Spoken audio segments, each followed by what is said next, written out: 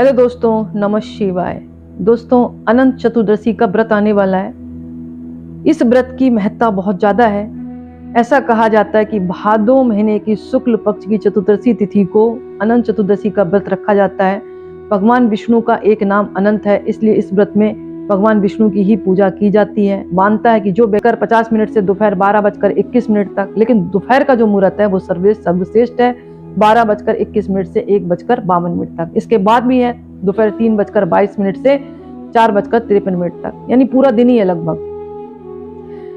अब मैं ये बताऊंगी आपको कि इस व्रत में संकल्प कैसे करें, पूजा कैसे करें। यानी 17 सितंबर मंगलवार की सुबह जल्दी उठकर स्नान करें, व्रत पूजा का संकल्प लें, घर में किसी हिस्से को साफ करके गंगा जल से पवित्र करें और भगवान विष्णु की आप प्रतिमा को स्थापित कर दें। चौकी बिछाकर भगवान विष्णु के सामने कलश की स्थापना करें, अनंत सूत्र तैयार करें 14 गांठों वाला और हल्दी में टिप करके भगवान के आगे रख दें। अब भगवान को तिलक करें, फूल चढ़ाएं, शुद्ध घी का एक दीपक जला दें।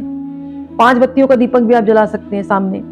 वो अपनी सामर्थ्य के अनुसार आप जैसे पूजा करना चाहें वैसा कर दें। इसमें बहम ना करें। रोली है, अबीर है, मोली है, चंदन है, फूल है, जनेऊ है, पीले वस्त्र है, पीले फल है, इनको भगवान के ऊपर अर्पण करें। यानी भगवान को चढ़ाना है आपको, और कुछ पीला मिष्ठान भी भगवान को आप चढ़ाएं। और जब चढ़ा रहे हो तो एक मंत्र बोल सकते हैं आप, नमस्ते देव देव से, नमस्ते धरणीधर, नमस्ते सर्व नागेंद्र, नमस्ते पुरुषोत्तम। इसको आप लिख लें, नमस्ते देव देव से, नमस्ते धरणीधर, नमस्ते सर्व नागेंद्र, नमस्ते पुरुषोत्तम। इसके अलावा विष्णु सहस्रनाम का पाठ कर सकते हैं, विष्णु चालीसा पढ़ सकते हैं, ओम विष्णवे नमः, ओम भगवते वासुदेवाय नमः, इस तरह आप जाप कर सकते हैं। लेकिन शाम के समय या पूजा कर रहे हैं तो इसकी कथा का श्रवण जरूर करें। वैसे शाम के समय नहीं, जब आप पूजा कर रहे हैं 12:21 के बीच में, उस समय सुनते हैं तो अति उत्तम परिणाम देखने को मिलते हैं। कथा अनेक है, जिसमें से एक कथा इस प्रकार है। पुरातन समय में सुमंतु नाम के एक ऋषि थे, उनकी पुत्री का नाम शीला था। ऋषि ने अपनी पुत्री का विवाह कौंडिन्य मुनि से करवा दिया था। शीला भगवान विष्णु की अनंत भक्ति, अनंत चतुर्दशी का व्रत करती थी। एक बार क्रोध में आकर कौंडिन्य मुनि ने शीला के हाथ में बंधा हुआ अनंत सूत्र तोड़कर आग में डाल दिया। ऐसा करने से उनके जीवन में कई तरह की परेशानियां आने लगी। बाद में मुनि को अपने किए हुए पर काफी पछतावा हुआ, दुख हुआ। तब उन्होंने घोर तपस्या करके भगवान विष्णु को प्रसन्न किया। भगवान विष्णु ने उन्हें अनंत व्रत करने को कहा। कौंडिन्य मुनि ने अपनी पत्नी सहित इस व्रत को किया। इस व्रत के प्रभाव से उनका जीवन फिर से सुखमय हो गया। तो दोस्तों, कथा तो आपको सुननी है, बाद में अनंत भगवान की आरती करें।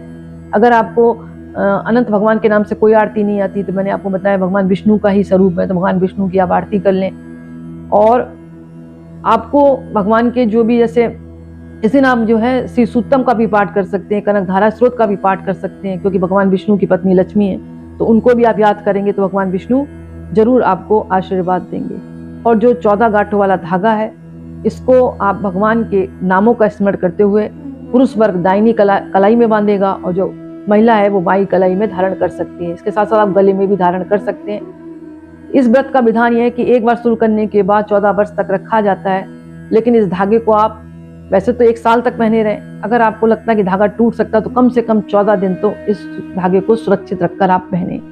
जब तक ये धागा पहन रहे हैं तब तक आप ब्रह्मचर्य का पालन करें, मांस मदिरा का सेवन बिल्कुल ना करें, तामसिक भोजन का उपयोग ना लें, और किसी का 14 दिन तक तो आपको परहेज रखना ही रखना है। किसी की निंदा चुगली बुराई में ना रहें। और ये धागा नहीं है, ये अनंत भगवान का आशीर्वाद है, ये मानकर आए।